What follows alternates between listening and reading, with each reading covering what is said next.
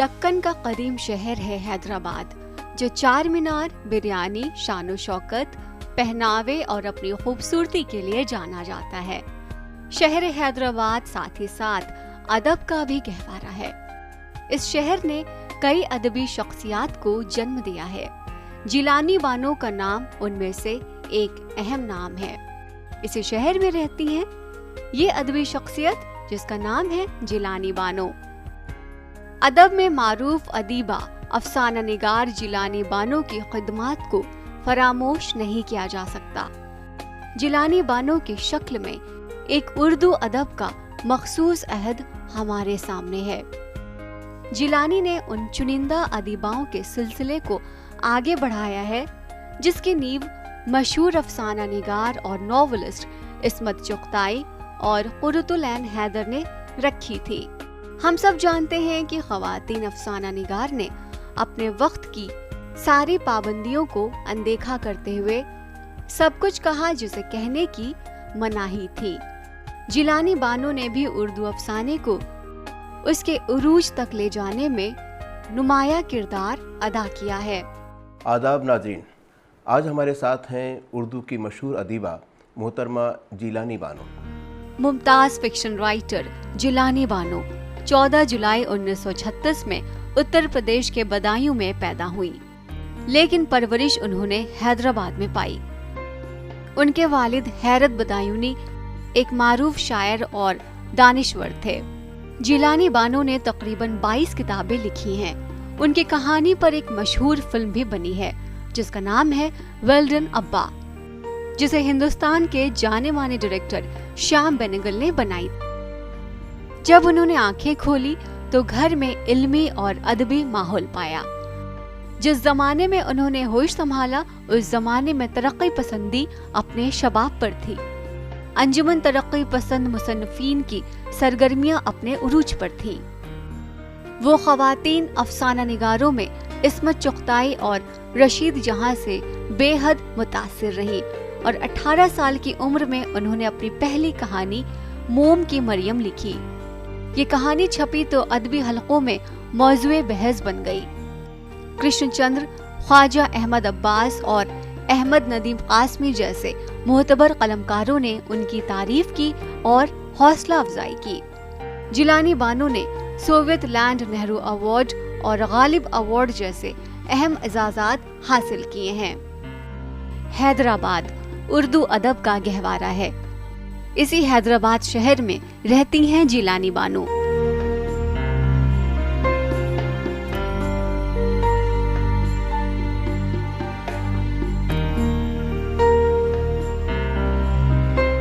जब हम जिलानी बानो से मिलने गए तो उनसे वहाँ की तालिबे इल्म मुखातिब थी। जिलानी बानो अपनी जिंदगी के तजुर्बे उनके साथ साझा कर रही थी। आज के ज़माने के उर्दू तलबा को आप क्या कहना चाहती हैं? क्या हमारे ज़माने में भी, हमसे पहले के ज़माने में भी उर्दू जो है ना स्कूलों में पढ़ाते थे ना कॉलेजों में, मगर हमारे घरों में, हमारे ख़ानदान में सब लोग उर्दू पढ़ते थे और ख़ास तौर पे लड़कियों को ज़रूर पढ़ाते थे। लड़कियों को उर्दू ज़रूर पढ़ाते थे। तो उर्दू के अफसाने, उर्दू की शायरी, ये सब लड़कियां ज़्यादा पढ़ती थीं और वो कॉलेजों को ना जाए, स्कूलों को ना जाए, मगर उर्दू पढ़ना उनके लिए ज़रूरी था।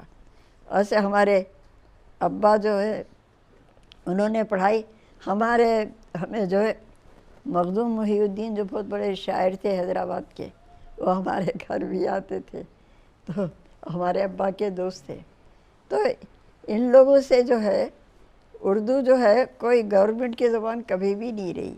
और मैं आज भी कहूँगी कि आप लोगों को दिलचस्पी है तो आप मेरा इंटरव्यू लेने के लिए आई, लेकिन उर्दू पढ़िए भी, उर्दू लिटरेचर भी पढ़िए, क्योंकि आप ही लोग बाकी रखेंगे, गवर्नमेंट बाकी नहीं रखेगी उर्दू को।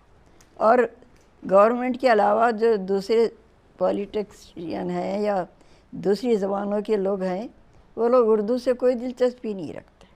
इंग्लिश पढ़ते हैं, तेलुगु पढ़ते हैं। अपने हैदराबाद में तेलुगु पढ़ने वाले ज़्यादा हैं, इंग्लिश वाले हैं, मगर उर्दू वाले कहाँ हैं?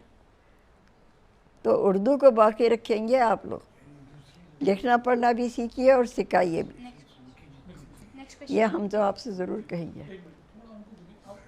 मेरे अफसानों को और मेरे अदब को सिर्फ हिंदुस्तान से ही नहीं, साहित्य अकेडमी अवार्ड मिला, नेशनल अवार्ड मिला। फिर मेरे अफसानों का जो है, मैंने जब लिखना शुरू किया था उस वक्त जो है ये मखदूम और श्याम बेनीगल और राज बहादुर गौड़, इन लोगों ने जो है मेरे अफसाने जो पढ़े थे तो इन्होंने वहाँ रूस में भी भेजा था। तो मेरे अफसानों का ट्रांसलेशन मॉस्को में भी हुआ। तो वहाँ से मुझे सोवियत लैंड नेहरू अवार्ड मिला था। तो मुझे बुलाया गया था, सोवियत मॉस्को बुलाया था मुझे, सोवियत लैंड नेहरू अवार्ड मिला था मुझे। मेरे अफसानों का मजमू अभी और शाया हुआ था। तो उर्दू के किसी अदीब को सोवियत लैंड नहीं बुलाया गया होगा और ना किसी को अवार्ड दिया होगा अमेरिका वालों ने या इन वालों ने, मगर मुझे सोवियत लैंड नेहरू अवार्ड मिला। मेरे इसमें शामिल है, मैं आपको बता दूँ, मेरे बायोडेटा में शामिल है ये। और मेरे अफसानों का ट्रांसलेशन भी हुआ। व्लादो सोकोलोव बहुत मशहूर वहाँ के अदीब थे और उन्होंने मेरे अफसानों का मॉस्को में ट्रांसलेशन किया था। और मरियम सलगानेक ने तो रिसर्च की थी मेरे अफसानों की। मरियम सलगानेक, इन्होंने रिसर्च की थी मेरे अफसानों पर। हम आप लोगों के जैसे जब थे तो हम ना तो बड़े बड़े अदबी जलसों में जाते थे, ना हमारा उनसे कुछ ताल्लुक़ था। हम तो यही देखते थे और उसके बारे में लिखते थे। तो हमारी जो लक्ष्मी थी, हमारी आया, वो आप लोगों को बता रही, लिखने की ज़रूरत नहीं आपको। वो बेकनूर की थी या वरंगल की कहीं की। तो हम उसके साथ जो है वहाँ भी जाते थे, लक्ष्मी के साथ बंडी में बैठ के बेकनूर जाते थे जब हमारी अम्मा हमें जाने देती थी। तो हमें जो लिखने का शौक़ हुआ, तो मैं बता रही हूँ कि वहाँ पे क्या हुआ था कि हमारी लक्ष्मी ने कहा कि देखो बेकनूर में वो लोग बोल रहे हैं आपके पास वो नहीं है, बॉली नहीं है, हम बॉली बना के देते, बोल रहे गवर्नमेंट वाले, और लीडरों ने कहा है कि बना देते। अच्छा ठीक है, तो क्या हुआ, बॉली बन गई क्या, बन गई क्या? तो वो साहब यहीं पर बाबा के पास ही आते थे, ये मखदूम के जो दोस्त थे। तो उनसे पूछा तो बोले हाँ बन गई ना, तुम्हारी बॉली तो बन गई, जाके देखो बेकनूर में है। तो अरे है साहब, हाँ देखो जाके देखो, आप जाके देखो है, बोले। हमारे अब्बा के सामने कह दिया उन्होंने। तो हम लोग जो है, अब लक्ष्मी इतनी खुश हमारी यार, अरे अम्मा हमारी बॉली बन गई, कहते हम लोग देखे ही नहीं। हम जब आप लोगों के जैसे थे, हमारे अब्बा जो है वो तो आप लोगों को मालूम है कि अल्लाह है अदीब थे, बहुत बड़े शायर थे, बहुत बड़े पोस्ट पे थे। लेकिन वो जो है हमारे घर में सारे राइटर लोग भी आते थे, मखदूम आते थे, राज बहादुर गौड़, उस ज़माने के जो शायर थे वो सब। तो उसमें जो है वो अद्दू जो था उसका हमारे घर में लक्ष्मी थी, उसका बेटा था वो। अब हमने आजकल के जो आप लोग हैं सब बाहर जाते हैं, कॉलेजों को जाते हैं, स्कूलों को जाते हैं, तो अगर लिखना भी है तो उनके बारे में लिखते हैं। जब हम आप लोगों के जैसे थे तो हमारी अम्मा हमने प्राइवेट इम्तहान दिए, स्कूल कॉलेज नहीं जाने दिया। क्यों? हमारे मामू जान बोलते थे कि तुम लड़कियों को अकेले कैसे भेजेंगे, रिक्शा में जाके जाएंगी, कौन साथ जाएगा उनके? तो नहीं, लड़कियों को कॉलेज नहीं भेजना, प्राइवेट इम्तहान दो, पढ़ो। तो हमने प्राइवेट ही इम्तहान दिए, पढ़े। तो इस तरह से जो है हमारी सारी तरबियत हुई थी। अच्छा, हमारे ज़माने में तो बच्चियों को तो पढ़ाने का था भी नहीं, लेकिन हमारे अब्बा ने जो है हमें इन चीज़ों के लिए सिखाया और हमें ख़ुद भी शौक़ था। आइए उनसे बातचीत करते हैं इस दौर के लेखन के बारे में, इस दौर के उर्दू अदब के बारे में, और क्या वो सोचते हैं आजकल के जो मौजूद सवालात इंसान के सामने खड़े हैं उनके बारे में उनकी क्या राय है। खुशामदीद मैडम डीडी उर्दू के दर्शकों से ये बातचीत के लिए। सबसे पहले तो मैं आपसे ये जानना चाहूँगा कि आपकी ये जो सफ़र है उर्दू अदब से आपका जुड़ाव, वो किस तरह से शुरू हुआ था? देखिए, आगाज़ की कोई बात ही नहीं है। हमारा जो घर था, अल्लामा हैरत बदायूनी, वो बहुत अरबी फ़ारसी के शायर, उर्दू के शायर भी थे और बहुत ही अदब से और मौसीक़ी से, उन सब चीज़ों से दिलचस्पी थी। तो उन्होंने जो है, अच्छा उस ज़माने में लड़कियों के लिए कोई ऐसी तालीम ज़रूरी नहीं समझी जाती थी, लेकिन हमारे अब्बा ने हमको सब सिखाया। अच्छा, फिर इसके अलावा एक बहुत मशहूर उस वक्त के मौसीक़ार थे आरिफ रऊफ़ और रोशन अली, तो वो हमारे अब्बा के पास आते थे।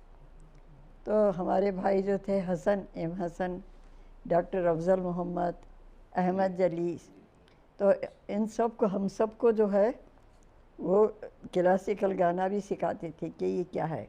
हालांकि हमारे ख़ानदान वाले बोलते थे कि ये लड़कियों को गाना क्यों सिखा रहे हैं, आप क्या कर रहे हैं, क्यों सिखाएंगे, मगर उन्होंने जो है हमको वो भी सिखाया।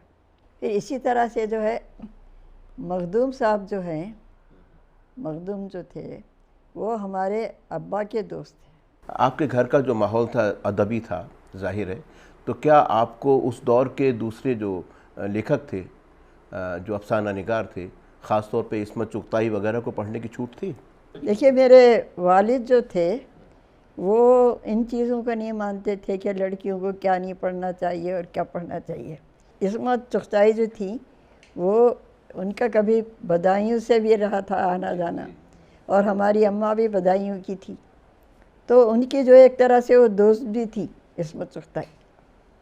तो हमने जब लिखना क्या पढ़ना शुरू किया तो इस्मत चुगताई को भी पढ़ा और हमको बहुत पसंद आता था। तो हमारे अब्बा हमको मना नहीं करते थे, वो कहते थे कि लड़कियों को सब पढ़ना चाहिए और तुम पढ़ते रहो। सादत हसन मंटो, उनके बारे में भी जो है हम पढ़ते थे। तो हमारे अब्बा जो थे वो ये कहते थे कि लड़कियों के लिए कोई ज़रूरी नहीं है कि वो कौन सा अदब पढ़ें और कौन सा नहीं पढ़ें, उनको सब पढ़ना चाहिए। और फिर उसके बाद जब हमने लिखना शुरू किया तो वो बोलते थे कि देखो क्या तुमको लिखना है, ये देखो कि तुम जो है, हमारा एक अफसाना बहुत मशहूर हुआ था, नरसैया की बोली, शायद आपको याद होगा। हाँ, तो वो अफसाना ये था कि हमारे घर में जो हमारी लक्ष्मी पर उस पर एक फिल्म भी बनी थी। श्याम बेनेगल ने जब ये फिल्म बनाया तो हमसे मिले वो, तो फिर उसके बाद उनको बहुत पसंद आया और हमसे उन्होंने और भी कहानियाँ लिखवाई थी उसके लिए। और हमारे वो अब्बा के भी दोस्त थे, अनवर के भी दोस्त थे, श्याम बेनेगल साहब, तो हमारे घर में उनका आना जाना था। अच्छा, हमारे ज़माने में ये था कि लड़कियाँ पहले तो मर्दों के रिसाले में नहीं लिखे, फिर मर्दों से मिले भी नहीं लेकिन हमारे अब्बा जो है वो इन चीज़ों को नहीं मानते थे और बोलते थे कि ये ठीक है, इस तरह से सीखे और उनको जो है सीखना चाहिए।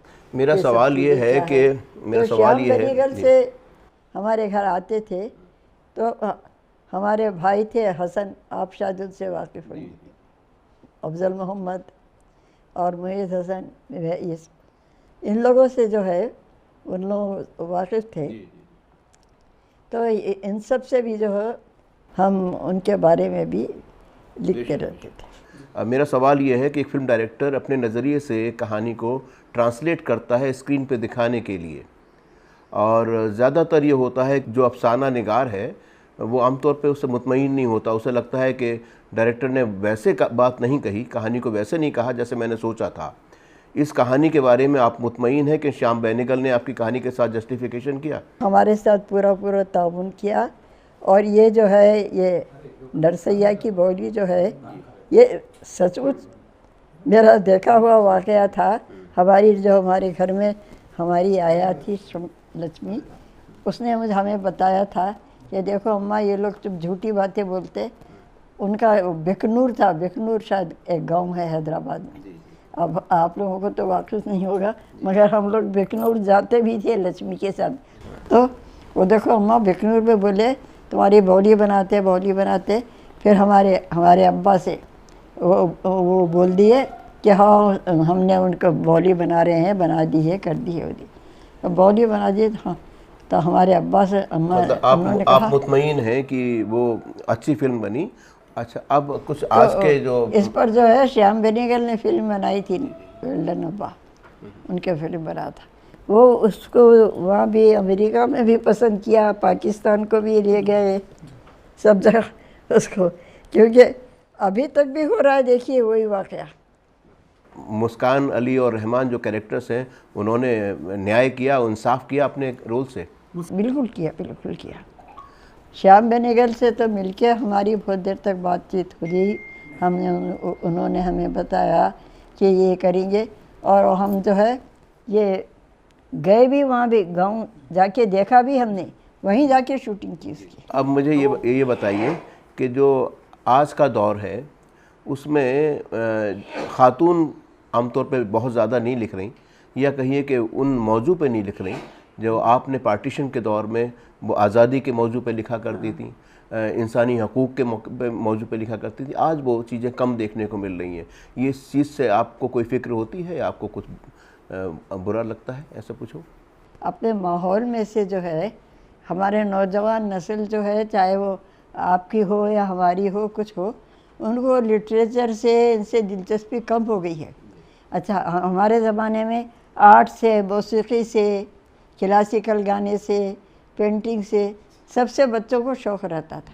अब आजकल क्या है, देखिए बच्चे सिर्फ साइंस के लिए हैं, अपने मेडिकल साइंस के लिए हैं, और उनको कोई दिलचस्पी नहीं है ये सब क्या है। हमारे ज़माने में क्या था, हमारे अब्बा जो है वो हमारे उनके दोस्त थे आरिफ रऊफ़, और वो गाने वाले बहुत मशहूर अम्बेडकर, तो वो लोग रात में आते थे तो हम लोगों को बुला के हमारे अब्बा बोलते थे इनको जो सिखाओ, तो वो हमें सरगम सिखाते थे। मौसीकी की तालीम में आपने क्या आपकी कामयाबियाँ रहीं? मैंने मौसीकी सीखी, यानी ख़ुद नहीं गाया, लेकिन ये है कि आप कोई भी राग शुरू कीजिए मैं बता देती हूँ कि ये कौन सा राग। अच्छा, एक मैं आपसे एक सवाल करना चाहता हूँ। जो आज का दौर है उसमें माशरे को तकसीम करने की बहुत सारी ताकतें हैं जो लगी हुई हैं, आपसी सद्भाव को, हारमोनी को तोड़ने में लगी हुई हैं। ये चीज़ें आपको मुतासिर करती हैं? इससे कोई तकलीफ़ आपको होती है? बहुत तकलीफ़ होती है। और हमारे ज़माने में क्या था, हाँ, हालांकि हमारे अब्बा आलिम थे, अरबी फ़ारसी के मज़हबी थे, लेकिन उन्होंने हमको जो है पढ़ाने के साथ साथ मौसीकी भी सिखाई। क्लासिकल गाना क्या है, मौसीकी क्या है, और इल्म क्या है। मुझे अफसोस ये होता है कि अब हमारी जो नई नौजवान नस्ल है उसको ना लिटरेचर से दिलचस्पी है, ना क्लासिकल मौसीकी से है, ना अदब से है, ना आर्ट से है। ये बताइए, और ये जो चीज़ है, इससे ऐसा मालूम हो रहा है कि हमारा माहौल भी बदल रहा है, और हम लोग खुद भी हिंदुस्तान में जो होना चाहिए। ये बताइए कि वो इत्तेहाद जो पहले था उसको कैसे रिस्टोर किया जा सकता है? नहीं, मेरे करने से क्या होगा, हमें असल में अपने बच्चों को ये सब सिखाना चाहिए। जैसे हमने अपने फरहान के बच्चों को जो है ये सब सिखाया है। वो क्लासिकल गाना भी जानते, मौसीकी भी जानते। अच्छा, फिर क्या है, दिवाली दशहरा आता है तो वो बच्चे हमारी लक्ष्मी के साथ देवल को भी जाते, वहाँ जाके तो क्या है देवल में क्या होता है, क्या नहीं होता है, ये सब करते हैं। तो हमारे ज़माने में भी यही था। आप एक अदीबा हैं। आजकल जो है असल में हम क्या है, अपने मज़हब को ही नहीं बताते तो दूसरे के मज़हब का क्या बताएंगे। इस दौर में एक ख़ास मज़हब को दहशतगर्दी से जोड़ के देखा जाता है, इसकी क्या वजूहात आप समझती हैं? आजकल जो है, अब नौजवान बच्चों को जो हम लोग जो तालीम दे रहे हैं, तो सिर्फ ये देते हैं कि साइंस क्या है, वो क्या है, ये डॉक्टर कैसे बने, इंजीनियर कैसे बने। उनको जो है ये दिलचस्पी नहीं है कि इन बच्चों को जो है मौसीकी भी सिखाएं, क्लासिकल मौसीकी भी सिखाएं, नहीं भी तो मज़हब के बारे में भी नहीं जानते। आपने अपनी एक किताब जो है वो मशहूर मुसन्निफ़ों से ख़त व किताबत के बारे में लिखी है, उसके बारे में ज़रा सा हमें बता दीजिए। आजकल के तो लोग अदीब किसी को ख़त लिखते ही नहीं। हमारे ज़माने में क्या था, अब उसमें से आप मेरा ख़त देखेंगे कि मैंने जो है एक अफसाना लिखा था नरसैया की बोली, जिस पे उन्होंने श्याम बेनेगल ने फिल्म भी बनाई थी। तो उसके बारे में मुझे जो है इसमें चुगताई ने ख़त लिखा था। उर्दू अदब के मुस्तकबिल के बारे में आप क्या सोचती हैं, ये बताइए। ये मेरा आखिरी सवाल आपसे है कि उर्दू अदब के मुस्तकबिल के बारे में आप क्या सोचती हैं? मैं उर्दू अदब के मुस्तकबिल से आप सच्ची बात तो मेरी ये है कि मुझे बहुत परेशानी है और मुझे ऐसा लगता है कि हमारे बच्चे अब उर्दू पढ़ ही नहीं रहे।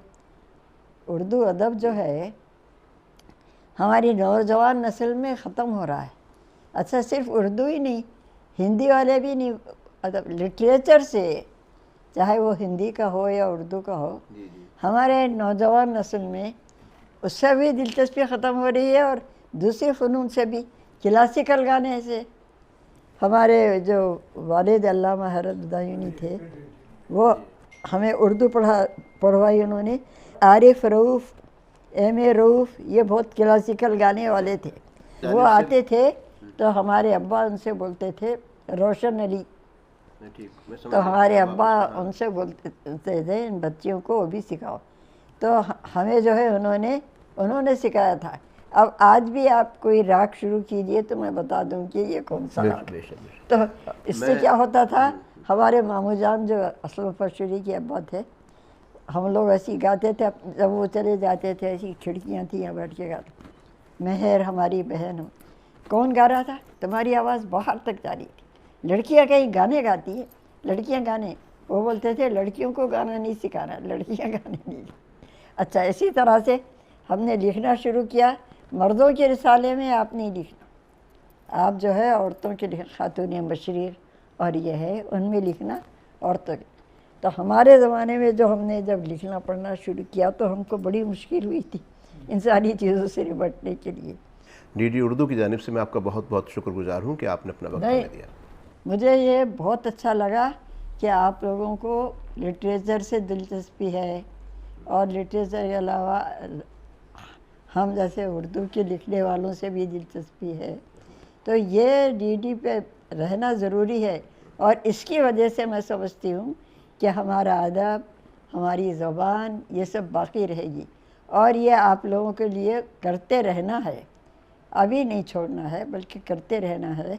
आप जो है, जो अब अदीब है उनकी चीज़ें भी, जो नहीं हैं उनकी चीज़ें भी है, आप उनकी शायरी, बहुत शुक्रिया, ये सब चीज़ें भी ज़रूर करते रहिए।